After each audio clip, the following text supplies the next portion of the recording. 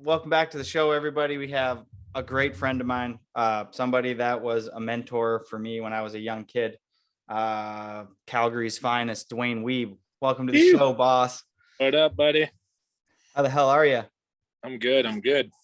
We're fucking doing it. Yeah, we're doing it, man. So you were just kind of going over that you just recently bought this house. You got it for a great deal, and now you're planning to add some like an ink studio to do some tattooing. Yeah, well, Turns out. we have a shop in town and in Canmore. Aurora Tattoo, come see us. You know it. But yeah, we got a shop in town, but we just want to build a garage here so I have a shop and I can put in a paint booth too, so I can do bike projects and shit like that as well, and put in a tattoo studio above it so we can just be kind of self-sufficient out here in the woods in our little home. Is tattooing a cheap investment? If you wanted to like build this tattoo studio, do you just need like a tattoo gun and some ink, or is it like you kind of need to buy like the chair and everything like that? And You need everything, and like my wife's been doing it for like 15 years. It's not like she's like a scratcher or anything. She's a well-renowned artist. So like be like a professional fucking studio. It won't just be like a fucking kitchen Jim's garage tattoos. No, it'll be for real. But like, how much? Like, what does that cost? Like 20 grand in tattoo stuff, or like 5 grand, or does she have it all already? Oh yeah, we have everything that we need, like already, because it would just take everything out of the studio that we already have in town and just bring it out here. It's just like to build a garage and shit is a lot of money. Yeah, it's and find the fuck to do, like, because I can do a lot of the stuff that we need, but I'm tattooing and painting and finding time to do shit around the house is fucking minimal these days. Where did this Dwayne artist come from? Like, I feel like I've always seen like an artistic side of you, the way you snowboard. I've always feel like you really like music, but over the last like 5, 6, 7 years, it seems like you've really dove in head first to like painting on your bikes, tattooing now. Yeah, well, it was always like when I was young, I've been doing art since I was like could barely walk. My uncle was an artist, so I'd always just like draw with him every day and shit. And then all through high school and stuff, I was actually enrolled in the Alberta College of Arts. But that kind of hit the exact same time as snowboarding started to take off. And I was fucking skipping so much school already. And I was like, okay, I'm not going to be dropping like tens of thousands of dollars on school if I'm not going to fucking like focus on it. And then snowboarding just kind of fucking took off from there. And that was, as you know, you don't really have fucking time to do anything else. Like when you're snowboarding full time, that's it. Like I was in New Zealand in the summer, I was here, like just that was the focus. So I didn't really have a lot of time to focus on my art. And then especially like the motorcycle thing, and I've always wanted to learn how to tattoo like forever, just never really had the right opportunity. And the painting just took off with the motorcycle thing. Like I fucking can't leave anything alone. Even on my old snowboards, bindings, like I'd paint everything and draw on everything. And so like once the motorcycle thing kind of took over most of my spare time, then I just started getting into like the old school aspects of that kind of art. And then it's all just been taken off. So it's been sweet. Do you have a preference? Would you rather do tattooing, or do you like, painting on, like, it seems like you've been painting on a lot of like really nice bikes, helmets, all things bike related, really. Do you like one more than the other? Well, I'm like just still apprenticing in tattoo right now. So I'm having a fucking blast tattooing right now. Like it's new, to me. So I'm like really focusing on that more than anything. But I mean, I like love painting. Like I'll never stop doing either of them. I'll just continue doing it all.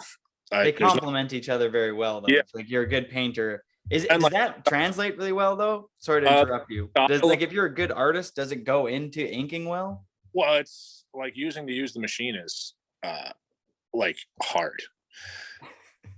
It's a lot different than using paintbrushes, but the style of like pinstriping that I do is like you're focusing on pulling straight lines and keeping like it very tight and nice, and that does transition into tattooing, just keeping your lines straight and not fucking just scratching around in there.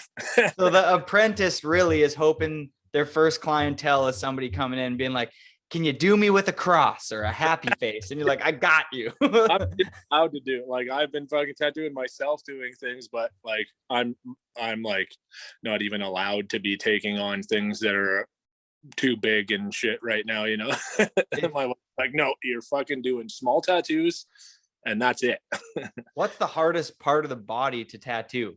Like an ass cheek, or, you know, like, is there one that's like, I know personally for me, getting your ass cheek tattooed is the fucking worst. But I've only done fucking legs, and then actually I've only tattooed legs so far, so it's not too bad.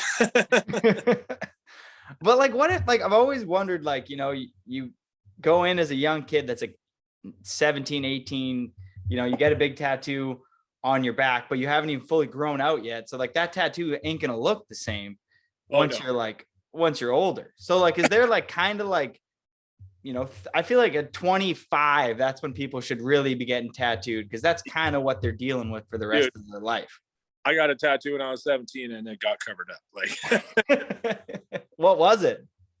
It was like my last name in old English letters with some vines wrapping around it, but it kind of looked like a fucking Christmas tattoo.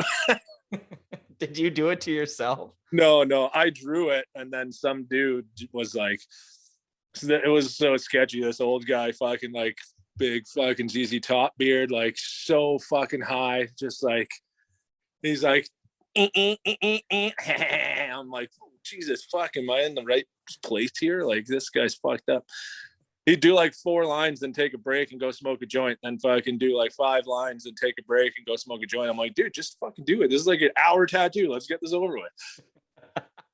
Was in there for like 4 fucking hours, I swear to God. Did he charge you for the full hour? No. No. He charged me for like an hour, but it was like the homie wasn't even apprenticing. He's he's got his own program. Weirdest fucking situation. What is one thing that you see tattoo artists often do that's like wrong? Like, do you ever see anything you're like, damn, that tattoo artist style sucks? You could just tell immediately. Do you have any like people that you work with that you're like, oh my God, this guy's gonna ruin that girl's back? Fuck, she's a goner. I mean, ours is a private studio, so it's just me and Ron there, so we don't have anything else there. But I mean, I can't really critique anybody's fucking tattoos at this point. Like, I'm not good enough at doing this to even tell anybody else anything about it. Do you feel like you're ready to move on from? Sorry. There's so many like different styles in tattooing too, that it's like, for all the people out there, when you get a tattoo, research your artist. Research someone who does the style that you're looking for, and let them have more creative control over what you think. Because if you go to someone that does a style and ask them to do something else, your tattoo is going to suck, because they're not going to want to do it. And just go to someone that does the tattoo you're looking for. Do you do deleting of tattoos? I've seen that. You know what I mean? There's this whole thing where you can like unink your tattoo. How the fuck do you do that? Your tattoo's lasered off and then stuck over. Does it work? Way more than the fucking tattoo. So that's what I'm saying. Research your tattoo artist. Get a good tattoo, and then you don't have to fucking go through laser and then re-tattooing the same spot. I've always heard you should think about your tattoo for a year, and if you want it a year later, then get the tattoo. But I feel like a lot of my friends, they just get the tattoo on impulse at 2 a.m. And then I'm kind of like, that tattoo kind of looks the best though, because it was just like you and your homies just partying that one night. And you're like, Give me the dragon. I'm doing the dragon. And those have their like, I mean, I won't condone fucking tattooing in fucking kitchens and shit. Stop doing that. but those tend to be the ones that have the best stories. And fucking, if you're like, if it sucks, it's probably gonna suck, but you're gonna remember it because you're fucking wasted in a fucking living room or something getting tattooed. Like it's probably gonna be a shit tattoo, but the time you're having when you're doing it is not gonna suck probably. You have one tattoo that kind of has the best story, you know what I mean, attached to the tattoo? On my chest tattoo is kind of an inside joke that turned into a full chest piece tattoo. What? Okay, so we've had this fucking ongoing thing forever. Like, who do you think would win in a fight, a silverback gorilla or a grizzly bear? I think that the grizzly bear would win. I agree, but you would be surprised how many fucking people say gorilla. So when I was getting my chest done a bunch of years ago, I was like, I'm just talking to my buddy Ben who does it, and I'm like, I want you to do my chest. He's like, well, what do you want? I'm like, I don't fucking know, like something cool. Like he's wicked at tattooing animals. So I'm like, maybe a big fucking gorilla or like a grizzly bear. And he's like, I got it. Grizzly bear versus a gorilla. So now my whole chest is a fucking grizzly bear and a gorilla screaming at each other. And you're still banking on the gorilla or the bear. Bear. Fucking grizzly for sure. Is that your favorite tattoo? I don't know if I have favorite tattoos. I like all of them. Oh man. Do you have any that you covered up? Jeeves had like DC tattooed on him and then like deleted it when he got dropped. I always loved that. No, I don't have anything like that. I only have the one that got covered up. All the other ones I'm happy with to keep. So if we mentioned it briefly at the beginning though, the biking, where did the Harley Davidson biking Dwayne come from? Because I didn't know you as a biker when I was like boarding with you, 5, 6, 10 years ago. I didn't have a fucking bike then. But I rode dirt bikes here and there when I was a kid and shit. And then actually Jordan Kendall, yeah, he had an old Honda, like this is a long time ago, and he had like a old Honda and he was like moving, so he's like, hey man, if you want this bike, I'll sell it to you for $1,000. And I was like, fucking hell yeah, sweet. So I bought that bike, fucking tore it all apart, kind of learned what the fuck I was doing. And then as soon as I had that bike, it was like I just started painting and customizing everything. And then that's pretty much it. Like that's been everything since then. And then a couple years later bought my Harley and that's been it. Like the summertime, you meet so many fucking rad people through it. And like some of my best friends, like of my life, I've met through motorcycles. And it's just like, it took over my entire life.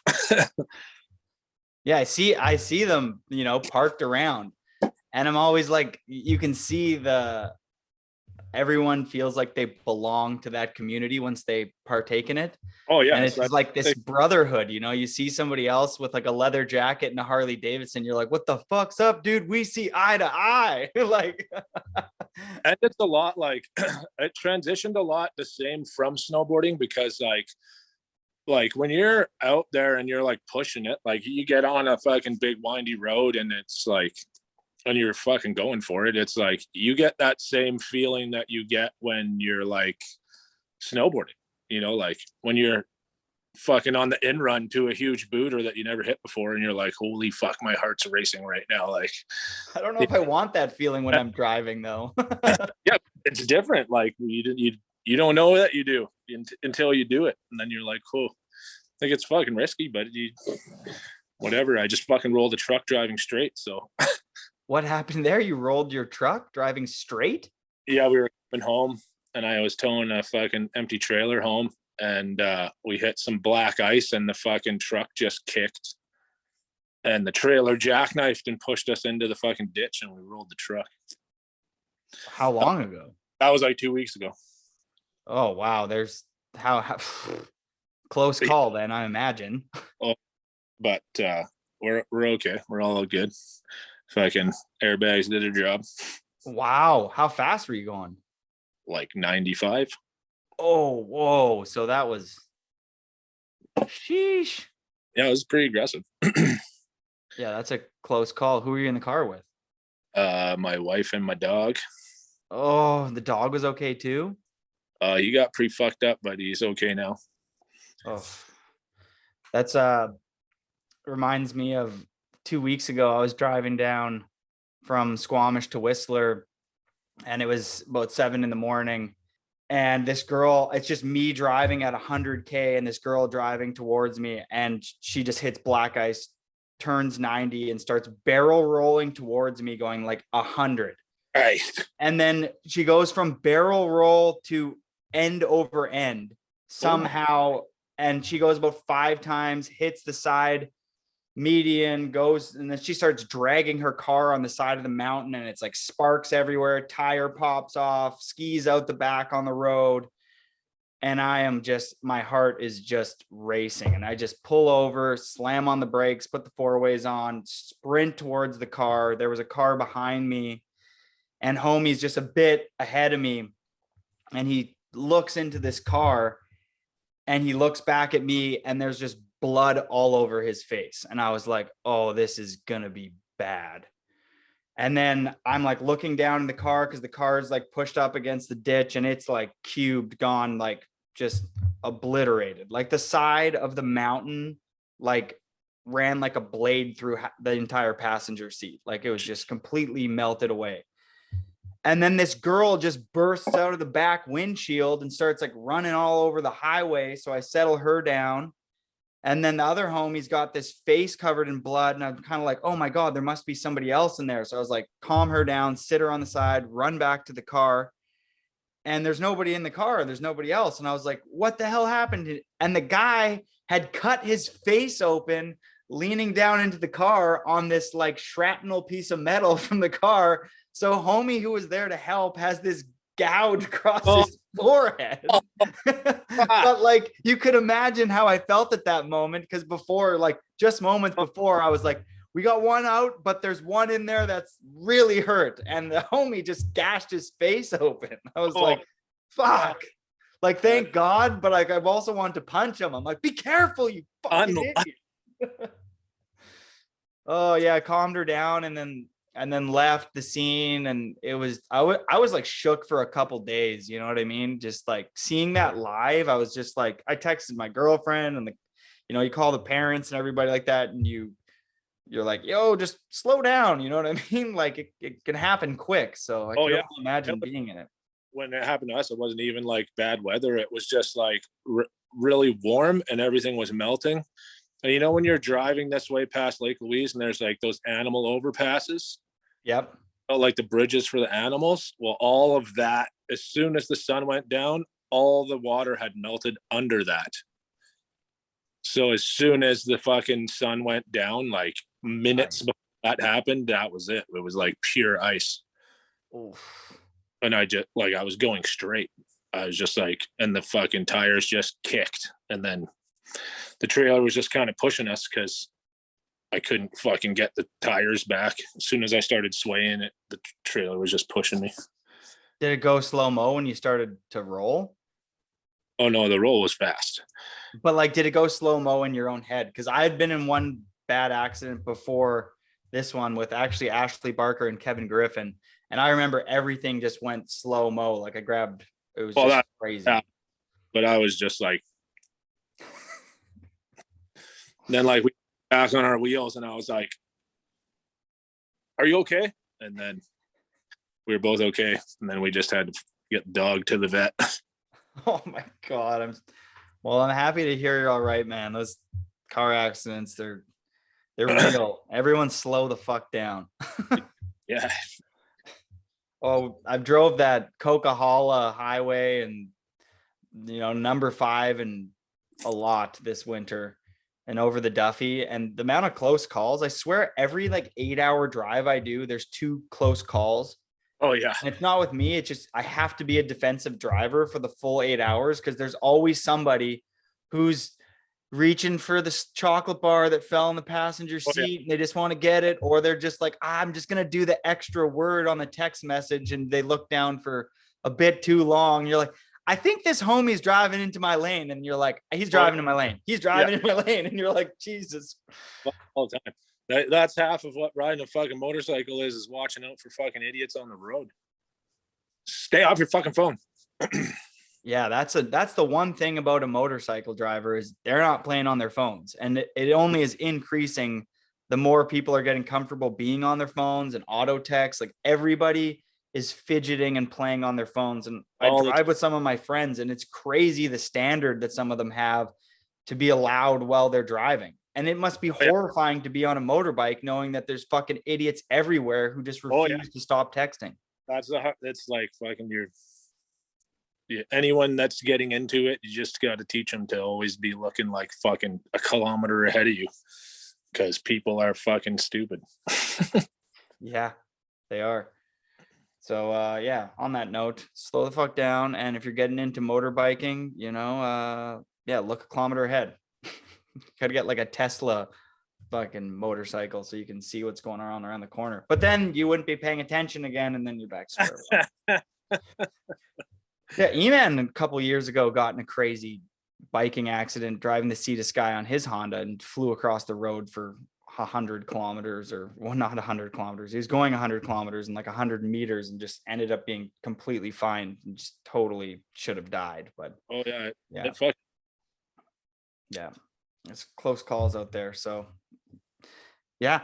Another thing that I wanted to kind of get off was, you grew up in Calgary. I don't really know much about your childhood or any of that. Did you grow up in Calgary? Is that the beginning for Dwayne, or did you grow up somewhere else? Are you from Africa?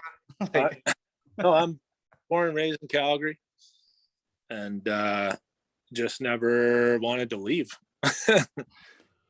What kept you there? Why do you love Calgary so much? What's the best thing about Calgary? I don't know. Well, for me, like when I was young, we got COP there, so I was snowboarding like every day. As soon as I got a car, even before I had a car, like we'd bring our fucking snowboard gear to school and fucking take the bus to COP, and then our parents would pick us up after like 10 p.m. and shit, and we'd be there like every day. And then once like the whole street boarding started fucking happening, it was like we didn't have to go anywhere. We were in the city. It was perfect. What kind of year would that be when you kind of got into street rail riding?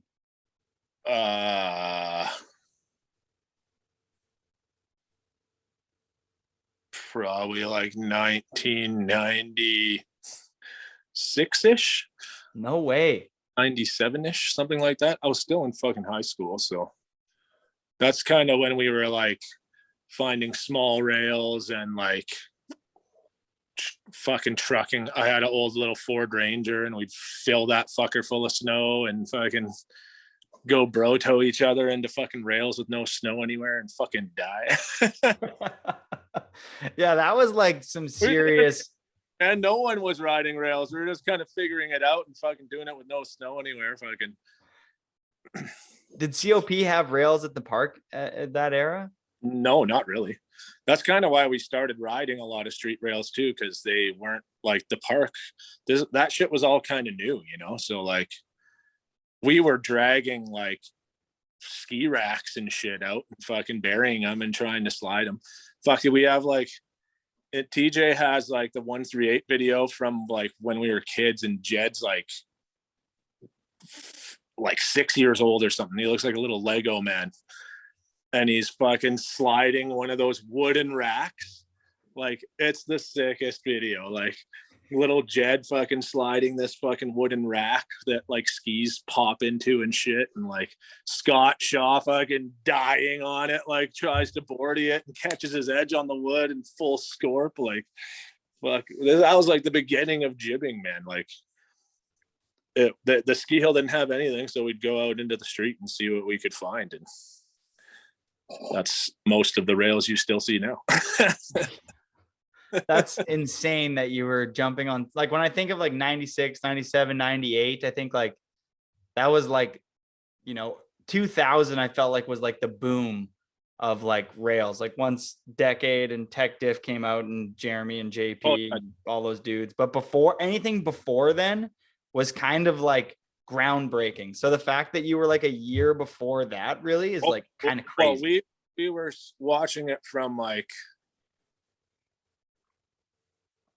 JP and fucking like Devin Walsh. Like Devin Walsh had like videos of him doing board slides on like fucking 8 stairs, and you're like, oh fuck yeah, let's fucking do some rails, like JP Walker had always been sliding fucking rails and shit, and it was like you never saw anyone do that, so you'd be like, wow, let's go do this shit. We live in the fucking city. There's no lift tickets needed.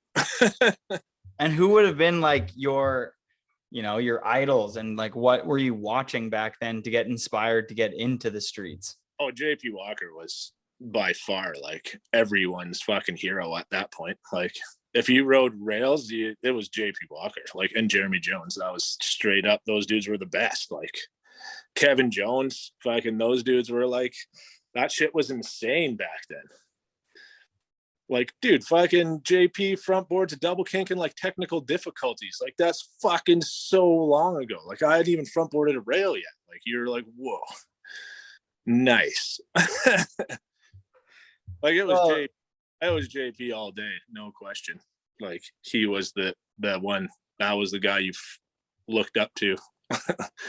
Even fucking until like a couple years ago, man. He's still like, I don't care if everyone's doing fucking 360 ons and shit, he just still shows up and does switchback nose press, and no one else did that shit. It was like, that's like how I fucking modeled my snowboarding. It was like, I don't care if it's the hardest, I want to do the tricks that people aren't doing. And he was always the best at that. He was. You've watched all those old video parts. I felt like even when I was a kid, I was like, damn, this kid's always on that next tip. Like the double cork that he does in like double cork, fucking like press. Like, did you ever see anyone ever do like a nose press or a tail press or switch anything? Barrel roll? Like that dude was like, not like, what the fuck? Like he was like always like the dude. And like, look at how many of us fools were wearing fucking bandanas all over the fucking place and sweatbands and shit because of that guy. Yeah, late 90s, early 2000s was like a lot of people were doing the do-rag, and then it dissipated, and then in like 2008, 9, the paisley bandanas over the face came back in like full gang robber style. That was just fucked up that they had made everyone wear masks for so long, and fucking half of them just look like goddamn robbers. Like, could you imagine walking into a bank 3 years ago with a fucking bandana over your face? You would have got arrested. Now they're like, hey, put your bandana over your fucking mouth. You're like, you touched base there, watching some old Jed videos. I'm curious to like, you kind of grew up with some of the best from Calgary, Jed, Nash, Kale, Ryan, Todd, Scott Shaw, like lots of those, but Jed being kind of the best globally and recognized as one of the best snowboarders in the world. Was he always this little talented kid, or did you see him go from? Oh no, he's been like, dude, that's from that same video when he's like 6 years old. There's videos of him doing like cripplers in the half pipe and shit. Like his fucking fingers didn't even reach the fingers of his gloves, and he's doing cripplers in the half pipe and shit. Like, he was like on the Form Youngblood team when he was fucking an adolescent still. Like, he was fucking not even like 10 years old. Like he was always destined to be like the best. He's just so fucking sick. So do you think that COP just kind of breeds that, or is he just a freak of nature? Oh yeah, no, it's COP was like a crazy place. Like, dude, when the first people that we saw snowboarding when we were kids were like, I saw Michael Chuck doing like cork 10s out of the pipe onto the deck and shit, you know, like Alan Clark and shit were snowboarding at COP, like Mike Stastic and those dudes. Like when I was Kyle Martins, like he had just won or just got second place in Junior Worlds behind Yanni Malmi and shit. Like the bar was so high in Calgary, and we didn't even know, you know, we were kids. We didn't realize that all the people we were snowboarding with are like some of the best snowboarders on the planet. And then that just kind of happened to transition through to like TJ. Like TJ was so much better than everyone when we were kids. Him and Scott Shaw were like so much better than everybody. It was crazy. Like the year fucking what the hell's his name? Fuck, I can't remember his name. Anyways, he won a fucking US Open Big Air with a switchback 9, and TJ was already doing that. Like before the contest had won. I was just like, fuck, man, you're doing tricks that like are winning the biggest contest on earth right now. Like he was so fucking far beyond everybody. And like Scott, man, it was like untouchable. That kid could snowboard anything. Like he was the first person to ever do Godzilla, and then still went to like Junior World's half pipe events and like won a World Cup. And like he's fucking so sick. Calgary had like a scene, you know what I mean, and a vibe. Who were like the standouts? Like you said, TJ and Scott Shaw, but was there a group that you guys all looked up to? Because you guys are relatively the same age. Oh, when we were younger, it was like Kyle Martin, Mike Stastic, Wade Coase, Michael Chuck, Alistair Clark. Like there was definitely like the guys right in front of us. Chris Maitland, fuck, that guy was the absolute best. Let's hear about him. You singled him out kind of. He owned Freewheeling like back in the day. That was like one of the first snowboard shops in the country. And their fucking logo was like a Harley Davidson logo that said Freewheeling in the middle. Like they were the fucking most core shop, you know. And Maitland and his family owned it, and Chris was the sickest. Like, dude, he won like Lake Louise used to do like snowboard mogul races and shit, and Chris would win it. Like he was fucking pro for Santa Cruz like back in the day. Like he was the sickest, like the best style ever. Damn. And like, you know, when you get older, there's things that tend to get more important than fucking snowboarding. So very true. I mean, TJ landed himself in some pretty crazy video. Like he was an after bang. Like, what was it like? Were you and TJ close as far as being like friends, or? Oh yeah. Like that was like the start of everything. Was me and TJ just like his part in Love Hate, and I got a few shots in it. Like we filmed those parts for each other. Like all of our first video parts were just me and TJ filming each other. Because no one would ever send fucking video film crews to fucking Calgary because they're like, oh, fucking whatever. You're like, well, this is the spot. Like, yeah. And now look at it. Yeah. It was like hard back then to like get people to come. And like even all my sponsors back in the day were like, you should move to Whistler. And I'm like, why the fuck would I move to Whistler so I can drive to do rail trips? That doesn't make any fucking sense. Like they told you to move to Whistler? That's interesting. Yeah. All my old sponsors would be like, you should move to Whistler. I'm like, why the fuck would I do that? Like I was broke. I didn't have a fucking sled or anything yet. I was like, why would I do that? So I can do nothing? Like just go ride the fucking resort every day? That's stupid.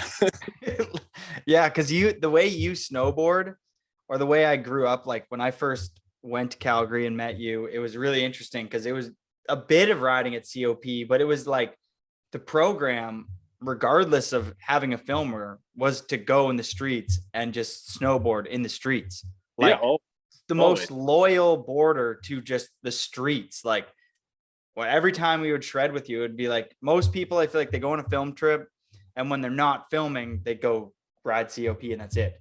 It's like, I feel like a lot of days we wouldn't have a filmer, like Sandbox wouldn't send out a filmer on time or whatever. And we would just go and shred like in a hill on some ledges, which I'd never done that before. And I was like, damn, this is so cool. Like, we're not like, we're just like loyal to the game out here. That was it, right? It was like, I didn't want to go to the ski hill. I was like fucking hyped. I was like, man, let's go fucking ride some street. Let's go ride something that no one's ridden before. Like, let's like fuck a down rail. Let's go find a wall or a fucking ledge or some weird shit to do something on. Yo, straight up though, I'm glad you brought that up because I really wanted to touch base on that. I strongly believe, and there's definitely an argument to be made here, that you and your crew were some of the first people to really start boarding on other features that weren't just down rails. Like I'd go to Calgary and you'd be like, yo, there's this dope wood bank that you could film like a nollie half cab off of, or like this pole jam where you could jam over the set, or like this wall that goes into a bank, or this gap to ledge. And I was like, I remember when I first went there, I was like, the only spots I was looking for was a down rail or a kink rail or a fucking another down rail or a longer down rail. Like it's just, that's all people were filming on. And then I went to Calgary and it was like, yo, there's this ledge and you could hop to this other ledge and then you could do this creeper and you're looking at lines and stuff like that. Like I'll never forget the yellow ledges that you guys used to ride religiously. Dude, best spot in fucking all of history. The yellow ledges at McMahon Stadium. Fuck. That's the jam right there. Like that is, it's like that was like when you watch videos of like fucking Philly guys skating ledges, that's like what you felt like when you're snowboarding there, you know, like it was just a spot. Like that was my favorite place ever. give the listeners a breakdown that don't know what this spot is, just so they have some context. Okay, so there's like a big hill, like a huge hill that goes down into a parking lot, and the one part of the parking lot is always fucking empty. And you got your like Jersey barriers, but they're like the small ones that are just like a rounded top. And they had 3 of them perfectly pushed against each other as like a fucking 35-foot flat ledge. Excuse me. And then like right around the corner on the upper parking lot, there was just a bunch of single ones in a row on a mellow hill.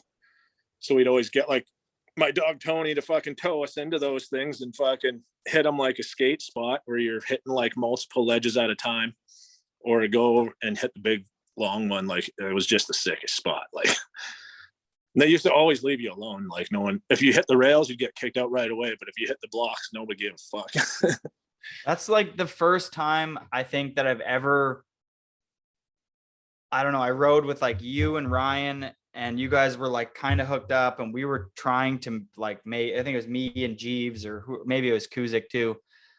And Ryan, I remember was staying at his grandma's place or something like that at the time, or maybe his mom's place or something. We were staying at Rizzy's place with his girlfriend, and Slizzy, the filmer, wasn't going to be there until the next day or something. And Ryan's like, yeah, we're going to go hit these yellow ledges with Dwayne. And I was already a big fan. And at that time we had gone on one trip before, which we can touch base on later. But I was like, oh, like maybe we should just wait till he comes tomorrow. And Riz is like, no, dude, like we're going to get a 2.4 Old Millie. Yeah. We're gonna roll a couple joints and we're going to go and we're going to shred these yellow ledges. And I remember being like, oh, okay. And like, it was the first time I wasn't filming and I was in the streets, and I was like, this is the best shit ever. Like you're with a good group of homies and you're just hiking this yellow ledge. No one's kicking you out. The vibes are, it's like, it was the first time it felt like how I grew up skateboarding, like at a spot. Cause I wasn't filming skating. I was just skateboarding for the sake of skateboarding. And I did a lot of that, not at the park. And I was like, I felt like the only time I'd ever be filming snowboarding was to be filming snowboarding in the streets. And this was just like, we were just in the streets boarding. And I was like, there's something about Calgary completely, like the community in Calgary completely changed how I looked at snowboarding. I remember me and Jeeves and Griff and Kuzik, we started calling it Calgary spots. It was just be like, fun spots that you could bring all the homies to, and it wasn't Yeah. serious, and it wasn't like nobody wasn't cool enough to hang. It was like such an inclusive, like, let's just get all the homies there and we'll fucking board. It was the best. Well, that's like all we ever wanted to do, right? Like, and even like through the film, like through all the filming and stuff too, it was like I was always trying to find like you said, like spots I'd never seen anyone hit before, like walls and fucking everything. Like like you just like want to go board, like crush some beers and fucking go have some fun and fucking board with your homies. Like, and that was when we got all our best shots anyways, right? Like when people, if you're there and fucking, like, don't get me wrong, we've been to some spots where it's like fucking straight business and you're scared to death, but the majority of it was trying to just like, and portray like the time that we were having, you know what I mean? Like when you're filming those kind of spots, it's more relatable to people because they're like, oh man, like that spot's sick. Like I want to go ride that. And that's always what I like. I'm like, man, I want to ride spots that people are like, oh, that's a cool spot. Like, regardless of the trick, I want people to be stoked on what we're riding and then try to do some fucking cool tricks. But like, there was always, at the beginning of that, it was like hard to push that on anyone, like filmers, especially because at the time it was like a Mac Dog era, right? So everyone was like, oh, well, it's kind of small. And you're like, nobody gives a fuck about a fucking 30 stair down rail. Anyone can front board that. Like, let's, if anyone found this rail, they could do it. Like, who cares? Let's go find something cool. But it was like at the beginning of the whole thing, it was like hard to push the way we snowboarded into what companies were looking for because they were always just trying to make banger videos. You know, it was weird. I straight up think that you guys were ahead of the curve. It's like if you're too ahead of the curve, which you guys were, it was like those spots now are like all kids are riding on. Oh, I know. It's like more relatable, fun. And then of course what you said there I thought was perfect. Like, oh yeah, every once in a while we're buckling up and you're gonna hit a legit spot. Oh yeah, like there's definitely was the times where you were like, I'm gonna fucking do something crazy right now and like nobody else wants to hit this. Like, remember when I did that fucking kink rail and you guys were there at night in the middle of the night? Oh, the one with the knobs. Found it and shit. I can't believe you back 50'd that thing. Oh man, I forgot about that clip. That was a banger. What was that in? I don't know. One of the Sandbox movies. That clip was insane. But and then fucking Finn did it. Yeah, boy. What did he back 50 it too? Back 50'd it too, yeah. I was like, yeah, nice. I wonder if he even knows. I've talked to him about it. do you think, what do you think, what's your take on that? If you've done a back 50-50 on it and it's kind of like an iconic spot, can another kid a decade later just do it and who gives a fuck? You know, let him.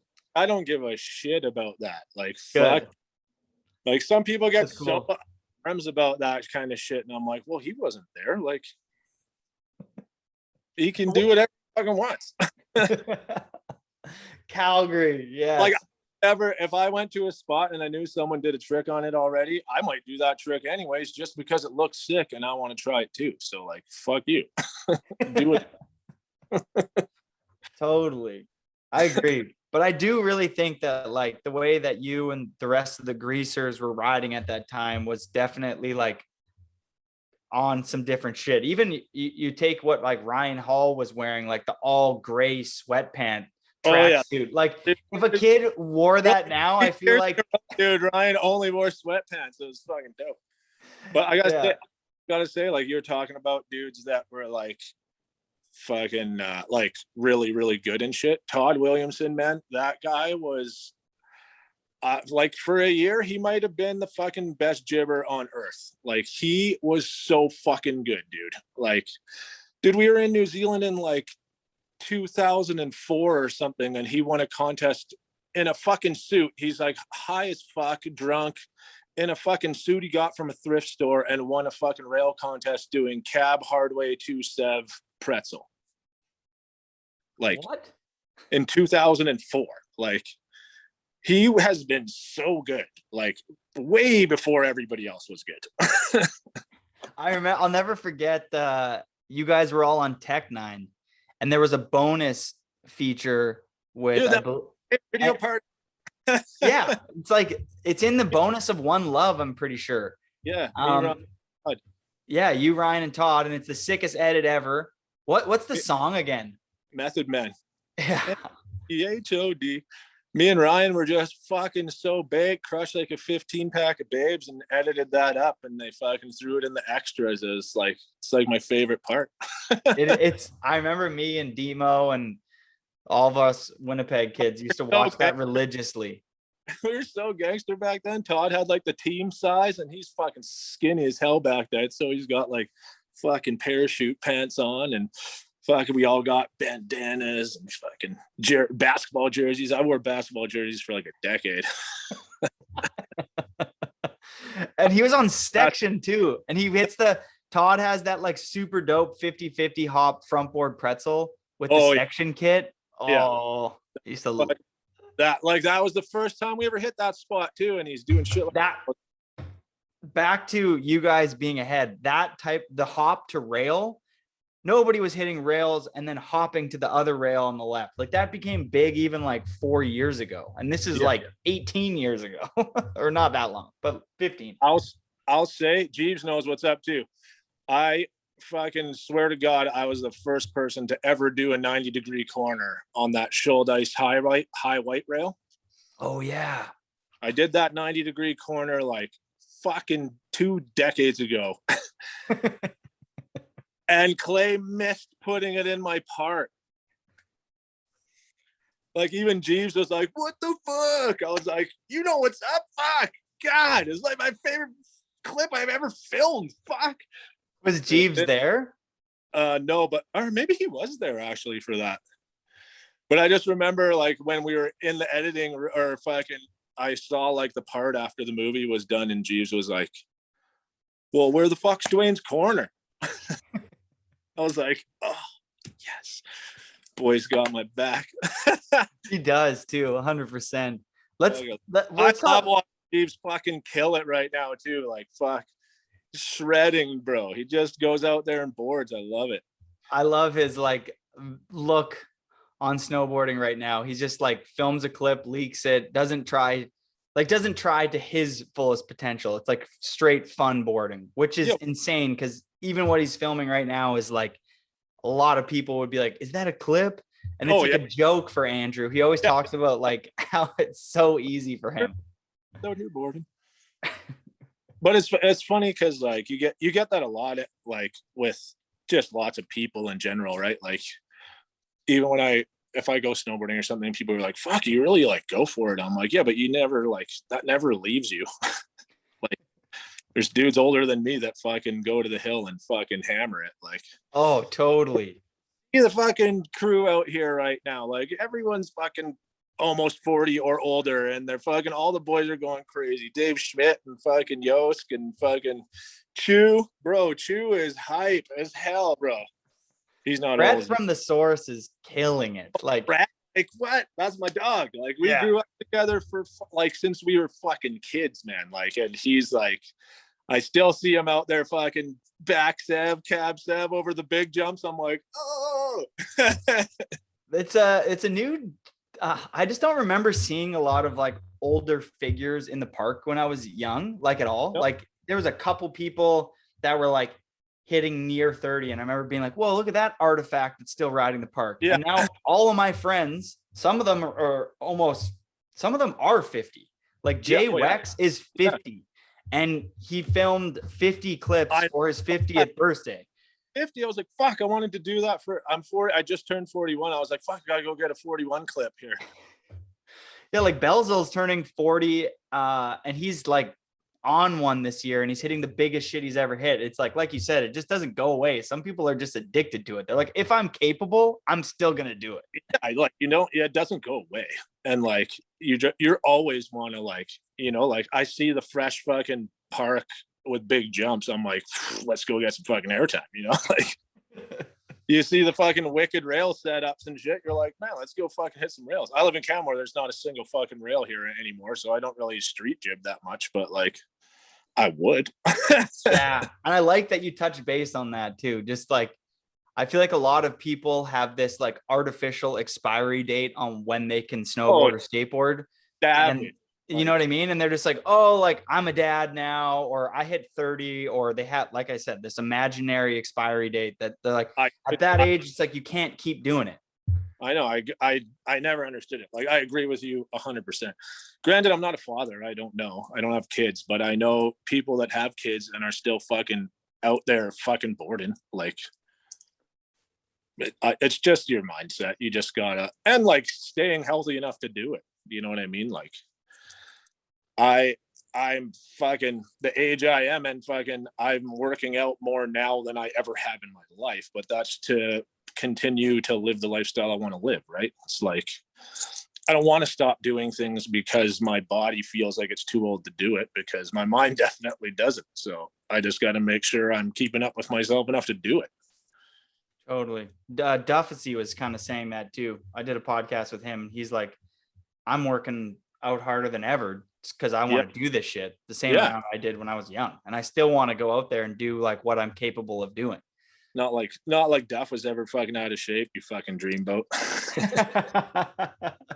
Totally. I actually like, there's that classic Jay Adams quote too. Like, you didn't quit skateboarding because you got old. You got old because you quit skateboarding. Oh yeah.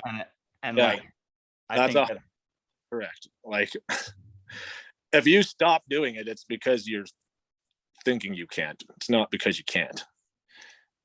And I think that we know more than ever that, or we should know more than ever, that your mind is right or wrong, depending on if you think you're right or wrong. It just, if you think that you're too old to snowboard, you will convince your mind that, and you will actually just be able, you'll just be too old. Yeah. And it's like, or you could be like fucking the Birdman and still out there and breaks his femur, and he's out there every single day grinding in rehab. And people are like tweeting and stuff like that, being like, oh, it's some miracle drug because you're rich. He's like, no, I want to skate so bad that I'm taking this physio so seriously. That's like Dave Schmidt. He fucking broke some ribs and punctured a lung earlier this season. He's already back fucking ripping nines and shit over all tables. Like, legend. Like, you just have to want to do it, man.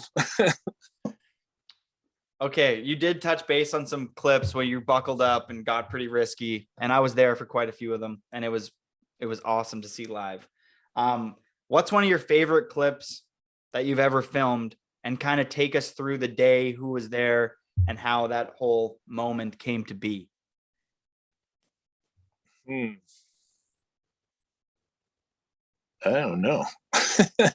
Well, that one definitely, that kink rail was fucking probably one of the most scared I'd ever been, because like we'd been there a bunch of times and I was like, this rail's undoable, like no one can do this, it's stupid.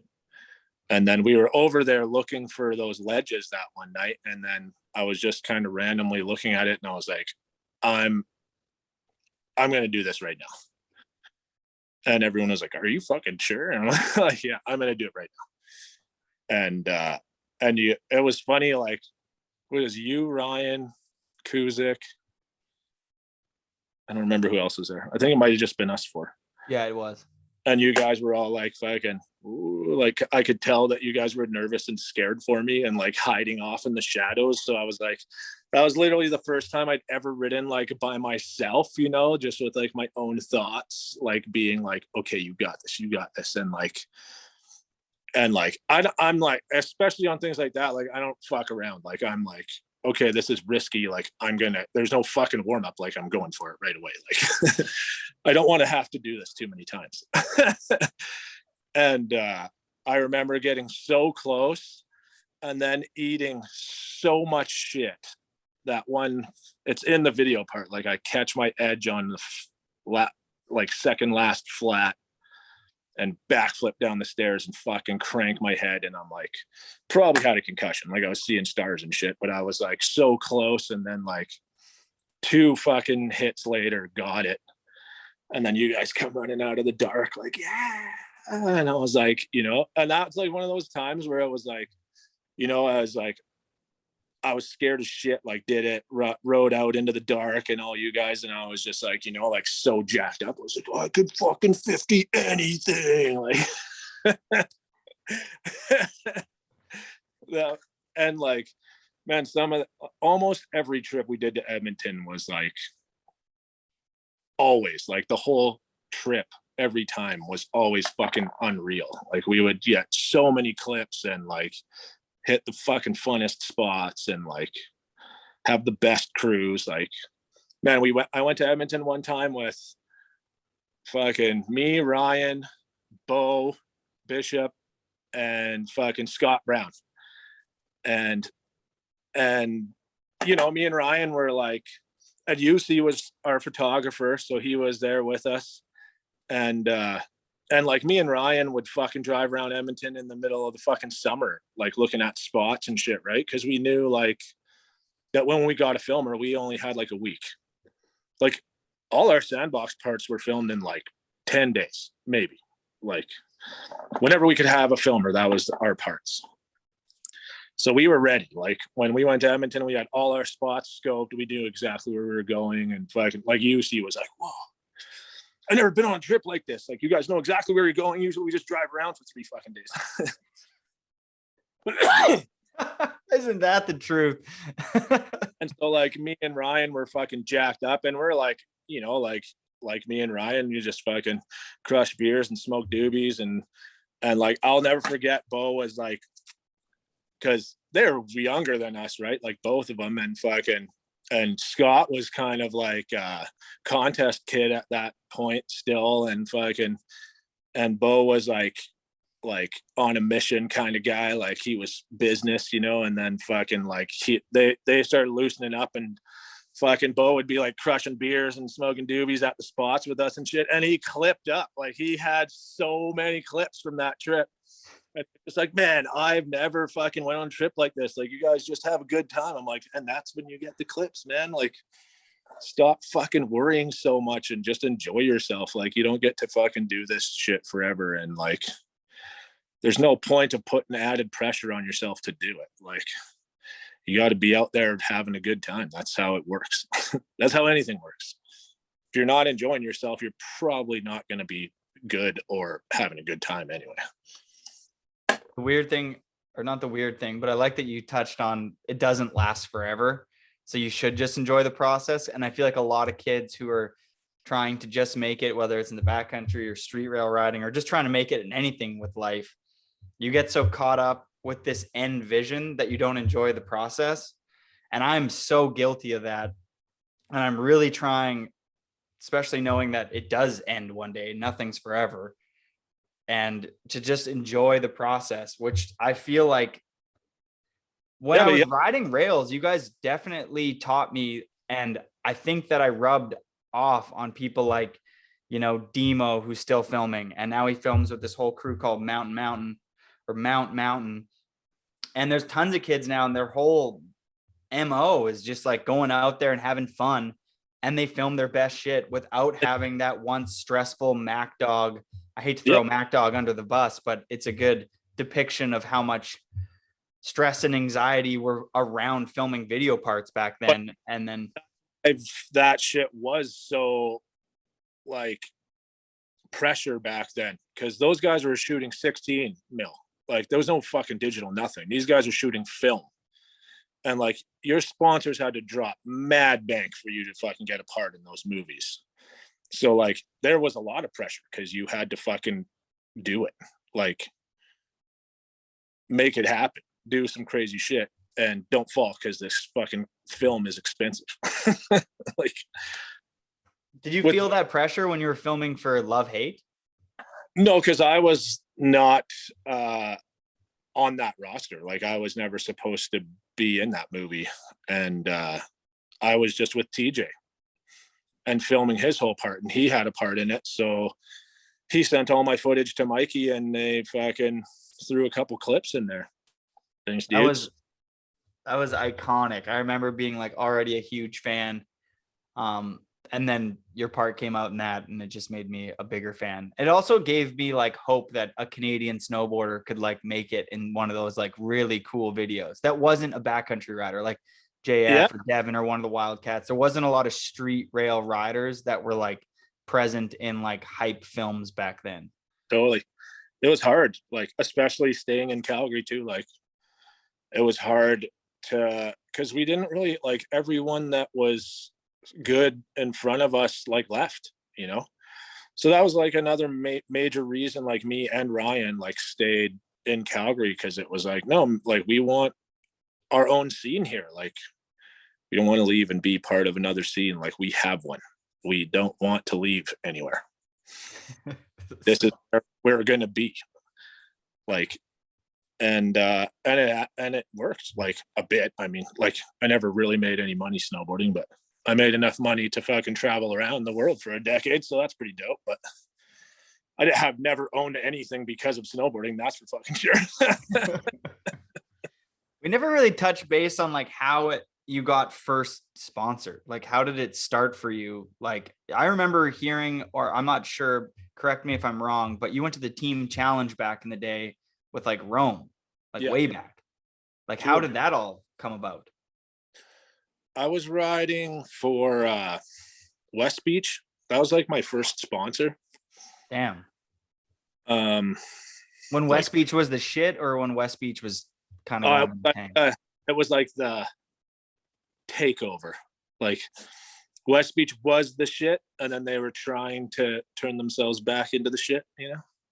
So they sponsored a bunch of new riders and shit, and then it was like me, Chris Maitland, and Mike Gostola from Calgary all got sponsored, you know, and it was sweet. Like we actually got to go on a few trips. That was like my first taste of being like, oh, come to Whistler, we're doing a catalog shoot and you can just snowboard for free and fight sick pal for like a bunch of days and stay in this con. Like fucking sweet. Which is funny because the dude that owned West Beach at the time, Chip, fucking came up to us while we were there and was like, yeah, me and my wife are starting this yoga wear company. It's called Lululemon. Whoops. Should have bought some chairs, bro. You're like, yeah, that's a terrible idea. Like, fuck West Beach. Oh my gosh. So I rode for West Beach, and the rep, I can't remember her name, Jenny maybe or something, but she was rad. She was the rep, and she let me know, because I was looking for I was riding Tech 9 boards, I think, at the time. And then I was looking for a board sponsor, and she was like, yo, there's this new company coming out called Rome, and they're looking for new riders. And like, they didn't even have boards yet. And like, they told me their rider list, and it was like, who were the original riders? Greg Wilson and Jesse Fox. So as soon as she said Jesse Fox, I was like, I'm down. Like, oh, and Jonathan Moore, I think. And I was like, yeah, fuck, I'm down. Like, for sure. Like, if Jesse's doing it, I'm doing it. That's sick. Did you have a relationship with Jesse, or you just like snowboarding? Got contests and shit like that. Like, and like, I knew who he was. Like, he's sick. And so I was like, yeah, sweet. And so I started riding for them there. And then, and then they just fucking, I don't remember exactly what happened, but I think I was getting some like, that first year I got a fucking cover of a German magazine called Monster Backside. Oh yeah, I heard of them. That Gallup shot. And Gallup's like one of the most important photographers in fucking history. So I think they were just like, oh, you're shooting with Gallup? Like, fucking sweet. Like, and I didn't know that. I just knew that he was a fucking local Calgary guy. And so I was like, fucking going to his office, and the whole fucking wall's covered in covers of ski and snowboard mags. I'm like, oh shit. This guy's doing something right. Yeah. So I got that cover. And then a couple months later, I was in New Zealand and got the cover of New Zealand Snowboarder. And this is all in like my first year of riding these boards. So And I got a fucking 2-page like middle spread in Trans World the same year when I had the yellow pants. And fucking so that kind of kicked everything off. And then I got invited to Team Challenge a couple years in a row. And the first year was sick when we were dressed like Clockwork Orange. It was like me, LMP, Max, Yan, and Marie, I think that was the team. I can't remember. But it was like me and all French guys. Sick. But like fuck, Max and Yan were so fucking good, and fucking LMP, like, and then at Team Challenge I ended up getting the opening fucking shot for the whole fucking story. So that helped too. What was it again? I'm doing like a 5-0 on the water tower at fucking North Star. Damn. We gotta dig that photo up. I want to see that. But it was like a spread open to the story, and it was like me wearing a fucking top hat pinned to my afro and a fucking white suit with suspenders and shit. I actually remember the photo. I do. So that was, I just like the timing of all these photos coming out all at the same time, just really fucking, and that was like the same year that we filmed that fucking Tech 9 Extras movie. So like everything kind of just clicked all at once. And then I left West Beach and went to Helly Hansen, which was I remember that. But they didn't. Helly Hansen was fucking, I'm not even gonna get into that, but I was kind of down. I remember when you told me the first time I ever met you. Oh, I was so down. Like I was so down, but they had no interest in listening to what the riders had to say. They have designers and shit to do that, so they didn't care what the fuck we said. You sent them your One Love part to Method Man, and they're like, not really on brand. You're like, fuck you, you're missing the point. It's like, do you want more snowboarders to wear your shit? I can help you. And they're like, yeah, oh no, we don't pay you for that. I'm like, all right. Oh man, what was Team Challenge like early 2000s? I remember that being like really early, like 2002 or something like that. Really? No, it was like 2005 or 6 or something like that. Yeah. Sorry, that would have made more sense. Maybe even later, 2007 or something.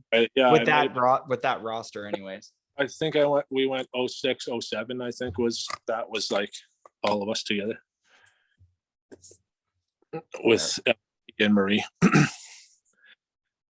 Fucking that shit was so fun. Yeah, it is. Was Team Challenge sick? Do you remember it being like a dope event, or is like much fun, dude? Except the fucking second one I went to was in Aspen, and 2 days before I left, I fucking bruised my heel so bad, so I could like barely fucking ride when I was there, which sucked. But I still got to fucking do a little bit of shit. But I can attest to a bruised heel being one of the most annoying things on the planet. It's like a toothache or something like that. You feel so pathetic for having it, but it just like exists and you can't do anything. Oh yeah, I would like freeze my foot and fucking put in gel pads and wrap it all up, and I still could barely fucking stand on it. But yeah, you're just shredding around. You just want to do un-ollie, but you can't do anything without irritating it. It's such an annoying injury. Yeah, the worst. I did one a long time ago at COC, hitting the big jump on the right, the year that you were probably there that year, the year that Torstein first came when he was still on Rome. And I knuckled the last jump on the right, trying to be like Torstein, which obviously I soon realized I can't be like Torstein because I'm horrible compared to Torstein. And I bruised my heel and it ruined my entire summer. I had a bruised heel for like 2 months. It was so annoying. Oh yeah. Fucking Tor is the best. Yeah, he's very sick. Fucking Speaking of that, COC was kind of like, I feel like a big chapter of your snowboarding. It'd be interesting for you to touch base on like those kind of memories and, you know, why it may or may have not, and you know, I don't want to put words in your mouth, been a good time for you or whatever. I feel like, oh dude, COC was like some of my favorite times in all of snowboarding. Like that shit was like the best. Like I coached for a couple years, and then after that we were just guest riders, and it was like every year I'd look like, by the time POW season stopped, I was like, okay, fuck everything, let's go to COC. Like, want to ride with my friends in the sun. Like, it was so fun. I remember one summer in particular, you brought like COC was popping, you know what I mean? It was like Torstein was there, and it was like DC week, and Heldor was there. It was like every single mega pro at that time was there. LNP, like it was everything for like a couple years. It was like insane. And I remember you guys had brought these baseball bats, and you guys were doing bats with everybody. Yeah. Like bats with the campers, bats with the pros, bats with the coaches. And I give an explanation to what batting is or what bats are. All right. So that you go to Toys R Us, or fucking, that's where we always went, but you go to Toys R Us, get one of those plastic bats, fucking cut a hole in her, take your beer, pour it in the bat, fucking shotgun the beer out of the bat, spin 7 times, and then someone has your empty can and they pitch it to you, and you gotta try to hit the fucking can. If you miss, you got to go again. If someone catches it, you're out, and you got to go again. But if you catch it, you got to play. You can't be in the outfield if you're not playing. I remember you guys bringing that one to life, dude. We it one time and getting so annihilated. And then I wanted to hang out with you guys the weekend after, and I heard you guys were playing that bat game again, and I was like, I gotta avoid these guys because I couldn't hang. It was just too crazy. It was just like within a couple beers and a couple spins, I was like, I was the drunkest kid there, and I was like, I gotta go home. You could get the best of you for sure. Fuck yeah. The bats, grease week. Fuck. We used to always call that when the source came to fucking COC, grease week. Yeah, where did the greasers come from? Like, where's that name? Like, how did that come to be? That's me, Ryan, and Todd. Just like we watched a lot of Trailer Park Boys, and fucking Bubbles is always like, fuck boys, that's greasy. So anytime you'd like be filming in the streets or something and someone would do something, you could hear Todd in the audio like, oh, it's greasy boys. So it just became the greasers, and we just fucking we may not win the contest, but we would definitely win the pre-party and the after party. But miraculously, sometimes we won the contest. So glad I asked you. Most over dudes on earth fucking winning contests. Some people were pissed off, but yeah, a bunch of retired guys just showing up. Oh, here comes the greasers straight out of retirement, just fucking late. The fucking bar, like. Oh my god, that was amazing. I'm really glad I asked you about the bats, which led to the grease. What about Tone and Tony? That was another big thing that you guys pioneered, that everybody in snowboarding. I remember going to Cali one time, and I was riding down there with this girl named Gabby, and I mean Bradshaw probably doesn't remember, but like Bradshaw was there, and Zach Hale, all the Bear kids, and like not those people in particular, but all of like their cult following was all saying like Tony and Tone. And I remember being like, oh my God, like Dope used it in a couple of their early like park edits. And like you guys were saying it. I mean, you guys pioneered it, but it spread like wildfire all over snowboarding within like a year. Every like hype park kid was saying like Tony and Tone, and yeah, it was pretty fucking hilarious. I think a lot of that came from COC too, like because people would hear us talking to each other, and you would never use anybody's fucking name. Everyone was just Tony. Be like, hey, fuck Tone, yeah, Tone, Tony. And like that's probably where the Cali kids got it from, was the Tech9 fucking shit. Like they'd see our edits and fucking it's probably nothing but us being like, yeah, Tone. Yeah, everybody at COC that once, I swear, I remember like everybody using that lingo, you know, and I mean, you're probably hitting I remember, sorry, this just popped into my mind. And I remember when you did that back 10 tail on that step up jump. Was it a front 10 tail or a back 10 tail? And there was like a step up jump on the far left where the rails normally are. Front 10 tail, yeah. Yeah, I remember that. You, me, like Derek Dennison, Simone Chamberlain, Chris Duffy, Belzil. The best sessions. There was like the down rail right there and that wicked step up. And I did fucking back roadie 9 up that by fucking accident. Was like, holy shit, never even done a 7 before. Like fucking sweet. A And back literally, road. I can't even do them 5. I can only go 7 because of that fucking step up. Yeah, the progression was real back then. I hope that It those was, kind of summer parks come back.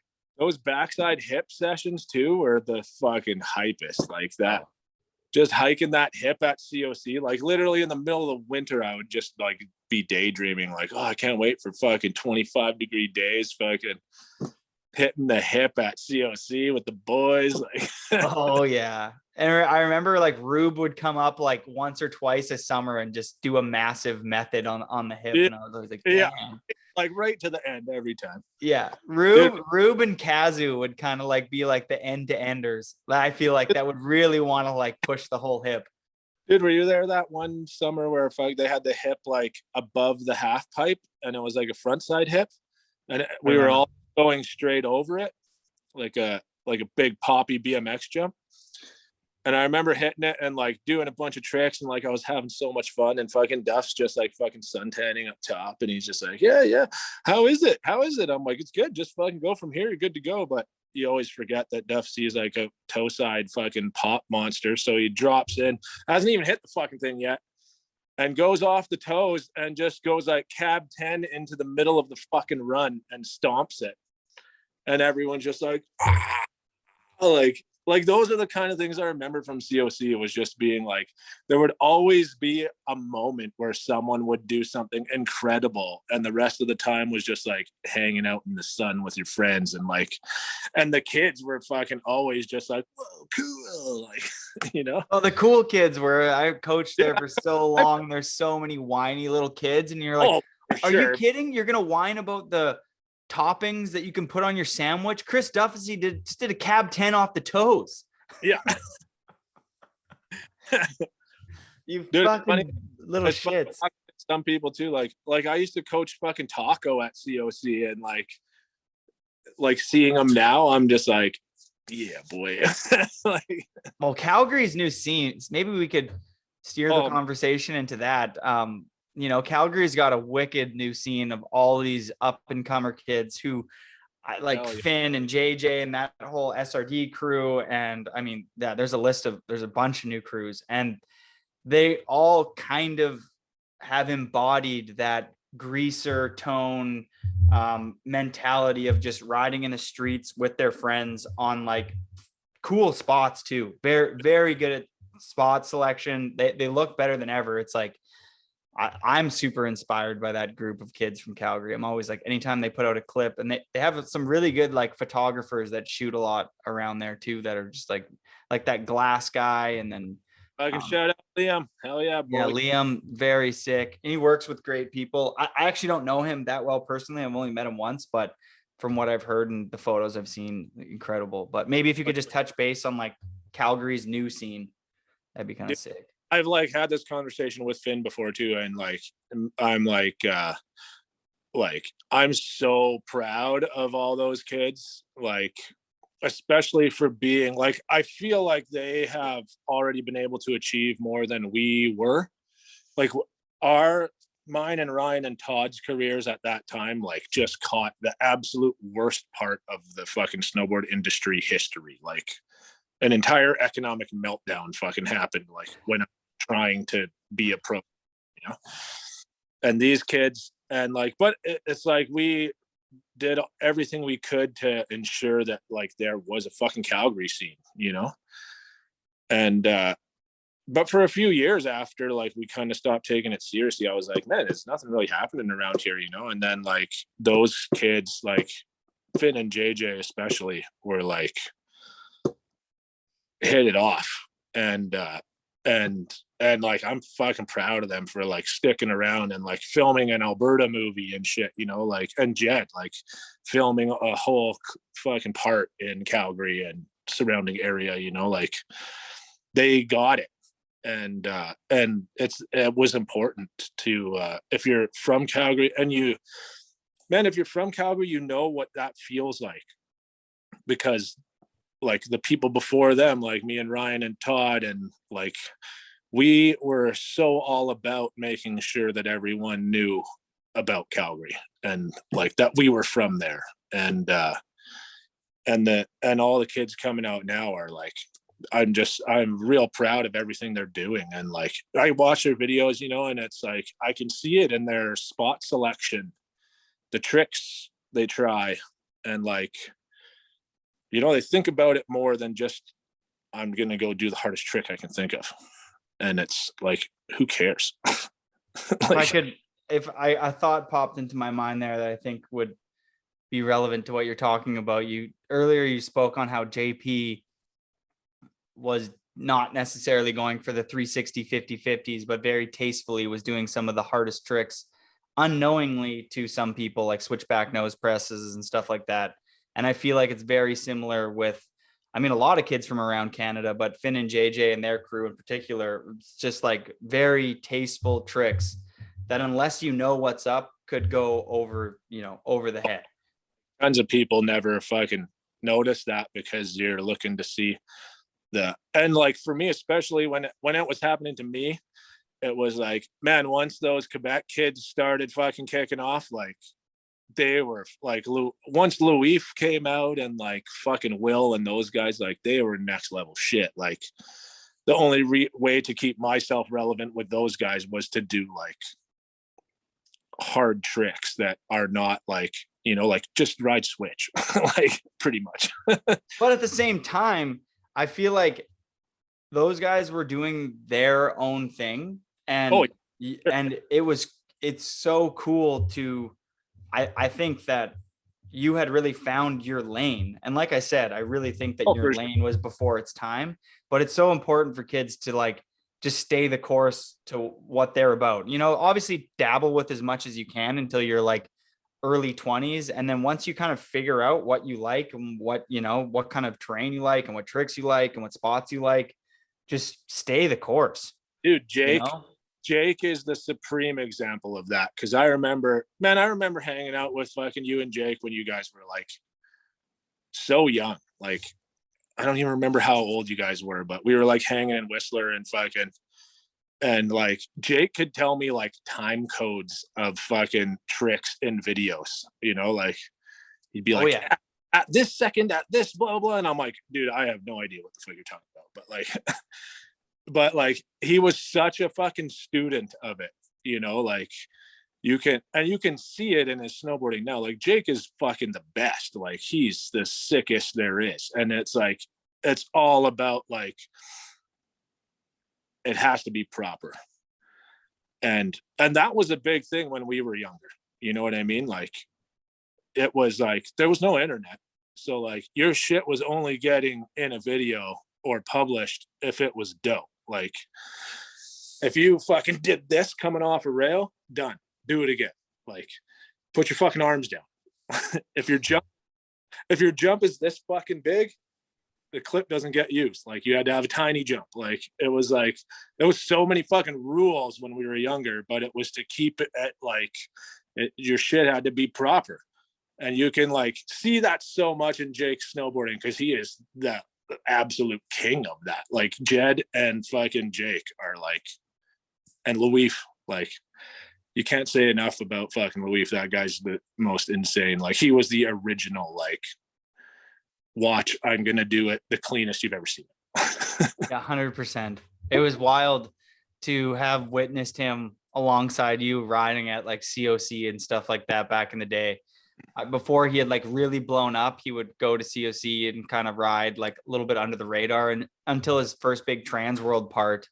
That was a big, like, he was like, all the pros, we all got to ride together too, so you got to see what everyone was working on and shit.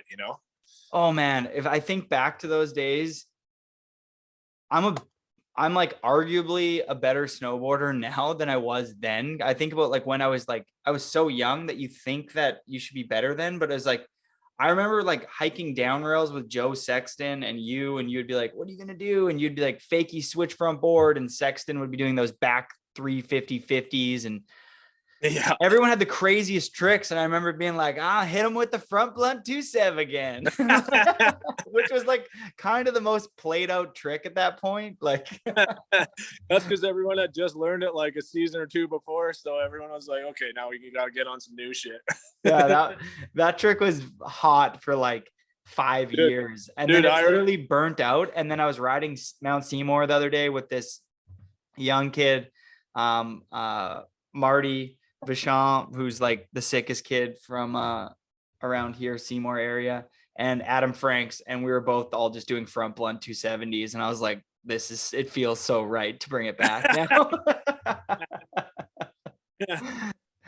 Dude, some of those sessions literally like would forecast a lot of my season. Like having some of the down rail sessions I had with like me, Derek Dennison, and E-Man, we would just like hike that fucking down rail and try a bunch of fucking different tricks that like we wouldn't see people doing, like fucking fakey switch nose slide pretzel. Like, oh, you filmed one of those one year.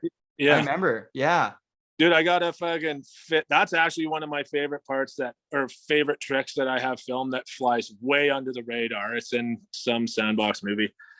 And I do fakey ollie switch nose slide on a fucking huge high ledge. Like it's super high. I was so pumped because I was like, oh, that was kind of gnarly. No one ever knows. Like, dude, you have no idea how hard that fucking was. But I remember I hit the first rail I ever hit. The first rail trip I ever went on was with you, Kevin Griffin, Josh Voggs, yourself, Jess Camira, and we had Glen Rosa together. We traveled all the way from Winnipeg and we made it to Glen Rosa. And I remember you did maybe serve me up if I'm wrong, but either a switch front board or a fakey switch front board. And I was like, damn. Yeah, I got fakey switch front board and nollie back lip. I was like so pumped on both of those. Yeah, exactly. And I tried to switch the lip slide tacoed, and then I remember going back to Jess Camira and Dyke Boy's house and just smoking her bong and laying on this like concrete floor, being in so much pain, but I didn't want to like bug anybody for painkillers. And I was laying on a concrete floor and Josh is like, are you okay? And I was like, I'm in so much pain. And then the next day my head went through that fence. Oh my God. You remember that clip? Oh, savage. Oh my God. I can't believe that. I totally forgot about that. Fucking tearing the fucking fence down with your head. That was savage. That could have been Jody dead. Like my face went through this fence, and instead of it hitting the 4-inch by 4-inch post that would have not moved at all, it hit the 2x4s, and luckily the nails were in the direction that they could pull out. So my face went through like the boards that would move away. But my face, I actually watched that part not too long ago, and like my face is like 6 inches from just hitting that post that wouldn't have moved at all, and it just would have exploded my head. Dude, dodging bullets out there, life is fucking crazy. I remember that trip too. Fucking Jess Camira, that was the first time I ever met Jess, and like I was like, there's absolutely no way this chick is not gonna be famous. Like I've never seen a chick give her like this. Like she was fucking taking lickings and just kept coming back and fucking got some clips. I was like, wow, you like, she's got it. Like, yeah, I'm glad that you touched base on that, because I was reflecting on that trip and seeing how passionate Jess was and how like just like, this is what I want to do. Yeah. And I'm willing to do whatever it takes to do it. And her whole career was that. And it's like so badass. Biggest fan. It's fucking, man, two chicks I always like. Fucking her, I knew she was, and Leanne. I grew up with Leanne in Calgary. I always knew Leanne was going to be a monster. She was like way better than every girl, like for decades. And Christy Pryor used to live in Banff. No way. Yeah, and she lived here for a couple years, and I'd go snowboarding with her, and I couldn't believe like what I was watching. You know, like she didn't even have sponsors. Like she's doing fucking rodeos over tables and shit, and like the sickest front boards, back lips. I'm just like, you need to like start going to do the Do Tour or something. And here she did the Do Tour and then turned pro, and I was like, I fucking told you.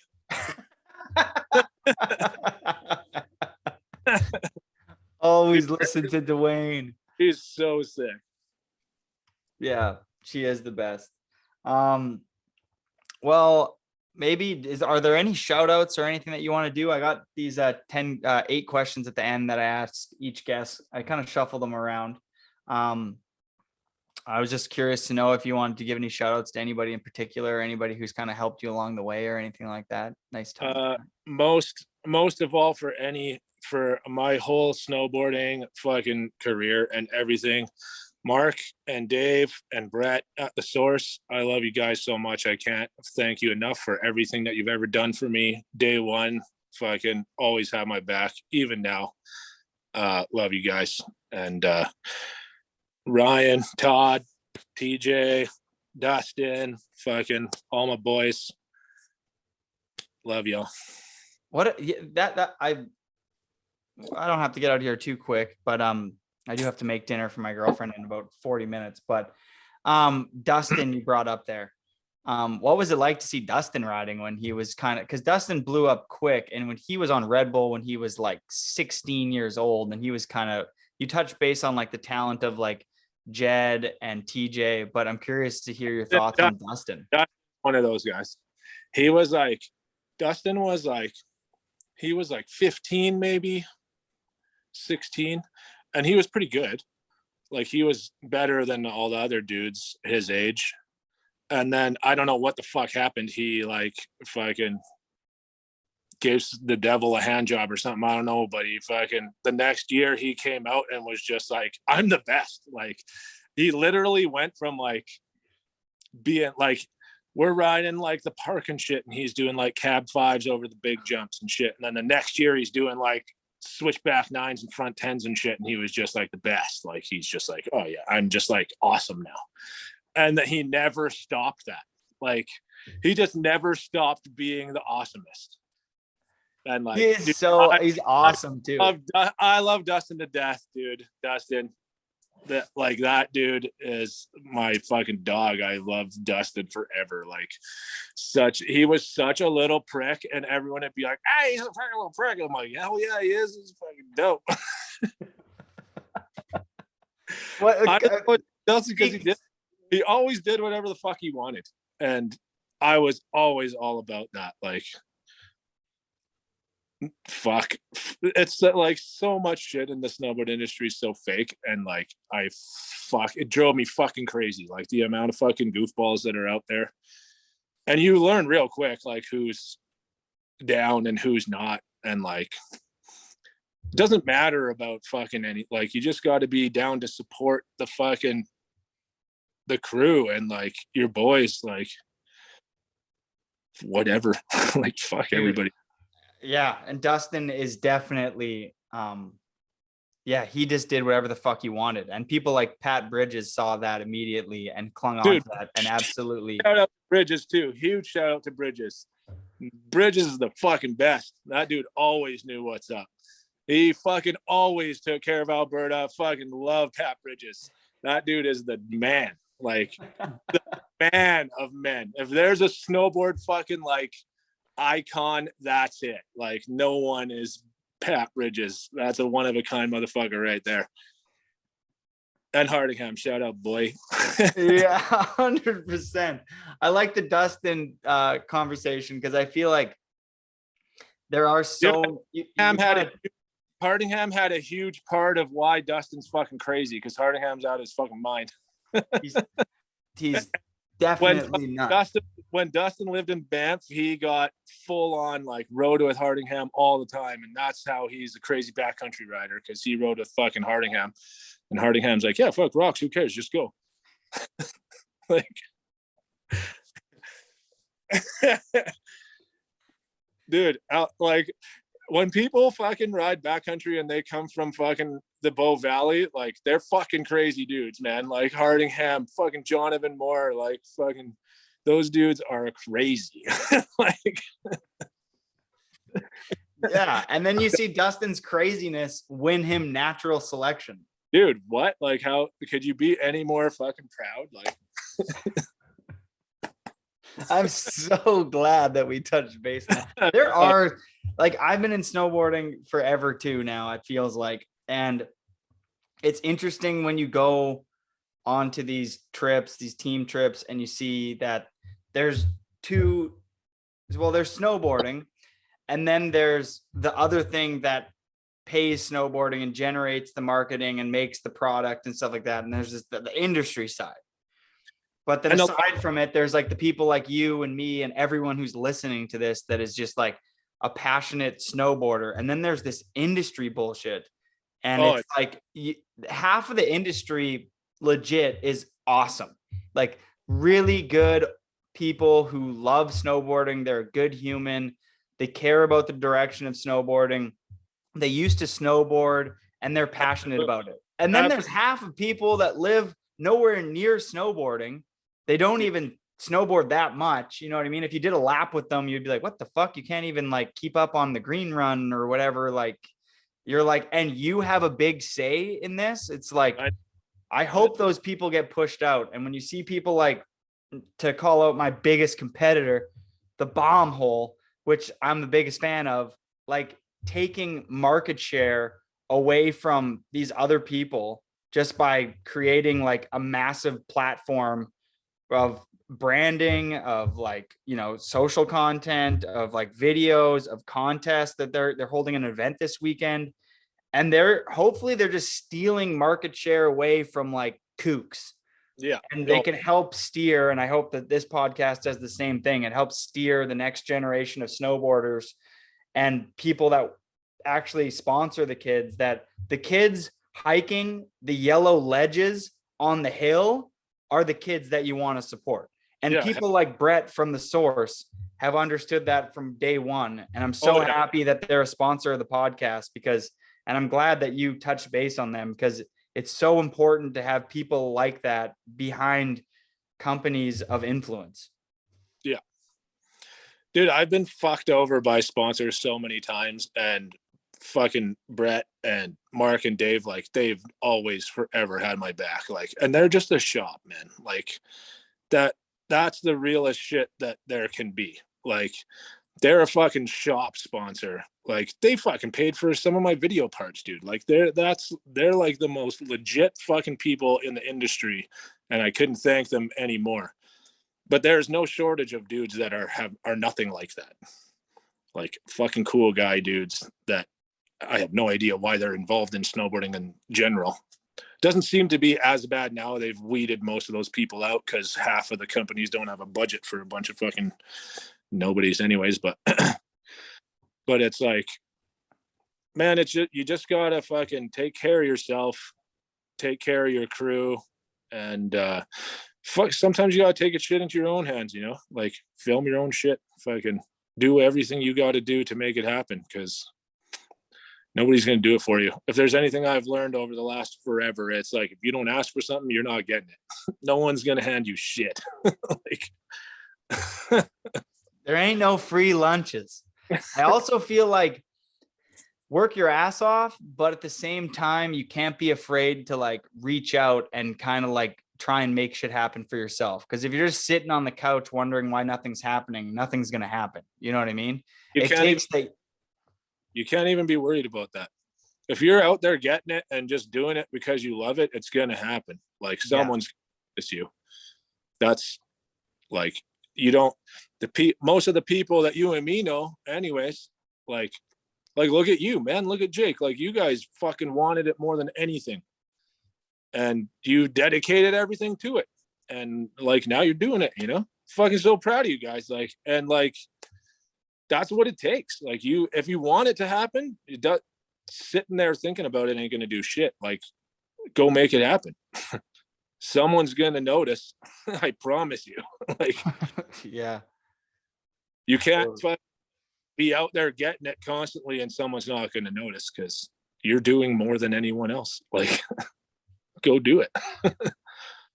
Yeah, there's a young kid right now that it's kind of caught my attention by just straight hard work, and I see how dedicated he is. His name's Quinn. I forget his Instagram handle off the top of my head, but his name's Quinn anyways. and he's just like about it, like loyal to the steel, as Matt Heenahan would say. Like he's out there grinding every day. Fuck yeah. Shout out to all the Seymour boys. Love y'all. Fuck yeah. Yeah. I love that. I love when I see people just out there just getting it. Yeah, on that note, big shout outs to Heenahan and all the Seymour kids. They rule. It was fun. I saw them the other day riding. Nice. And you just see, like, I go to Seymour and I'm hiking around, and it's Ben Bullock riding. It's Nick Haringa. Matt Heenahan's just about to pull up in the parking lot. Jake Kuzik's there. Dara's there. It's like, yeah, that's Marty, the whole crew. And you're like, these people, like, you're after lose all your sponsors, lose everything. Those people are still going to be in the lot. Oh, yeah, totally. That's what it's all about. It's like all my homies I ride with here right now. It's like fucking, we're just out there to get it, man. Like nobody gives a shit. That is the way it should be. On that note, Dwayne, thank you so much for coming on. I got these last 8 questions. I'm really glad that we kind of went on another little tangent there, because that was maybe my favorite part of the episode. There was some gold in there. Oh, I love that. Okay, number 1, best style back in the day and currently.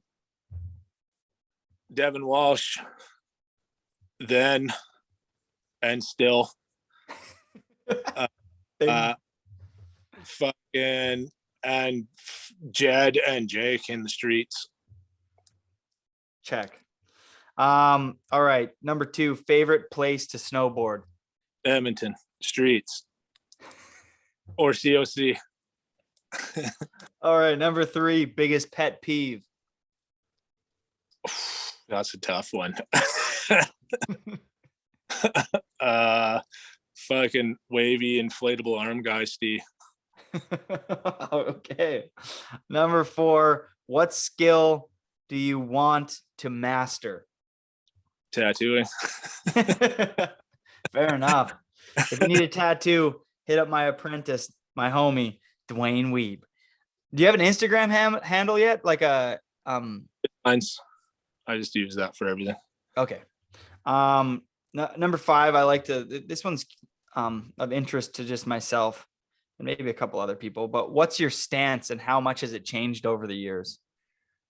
I am 23 inches wide, 15, -15, hasn't changed since I was like 15 years old. Oh, nice. Damn. I used to be a little wider, then it went a little skinnier, but I've never changed my stance. How tall are you? 5'10". Okay. All right. Number 6, advice you'd give to the next generation of boarders. I mean, I think I just fucking said all of that in the last conversation we had, but let's summarize it. The quick summary. If you want it, you got to make it happen yourself, man. Fucking get it. Just get it. All right. Number 7, first thing you'd do if you won the lottery. That's tough. Oh, I don't know. Fuck. Probably buy more motorcycles.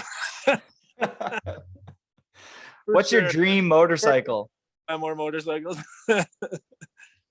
What's your dream bike? I pretty much have it right now, but what is it? It's 2000 FX DX Dyna Harley Davidson. I have no idea what that is, but I'm sure somebody listening does. LNP will listen and he'll know what it is. There won't be many people that know. All right, number 8, who is the GOAT? Fucking Devin Walsh, JP Walker. That's it. Those 2 right there. Boom. Sick. All right, what's your favorite snowboard movie of all time? Because we didn't ask you that one. True Life. Who's your favorite part in True Life? Tough. That's tough. Fucking. Maybe JP and also Bozung, because that was like the very first all street part ever. That was a fucking changing moment in history of snowboarding. Bozung True Life part.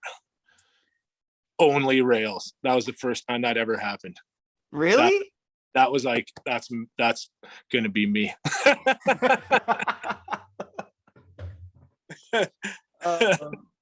Dwayne, thank you. I'm so hyped that we did this. I'm stoked, buddy. Thanks. It was good to catch up. Yeah. We'll see you in a couple weeks. You're coming to Boley? Are you going? Oh, fuck yeah, I'll be there. Let's do it. Old Millie's. Oh yeah, boy. All right. Looking forward to it, Dwayne. You're the man. Yeah. Thanks again for coming on. And if you need a tattoo, hit up Dwayne at Dwayne Weibe. And yeah, cheers, man. You're the fucking best. Yeah. Cheers, buddy. Love you. All right, take care. That was fucking dope.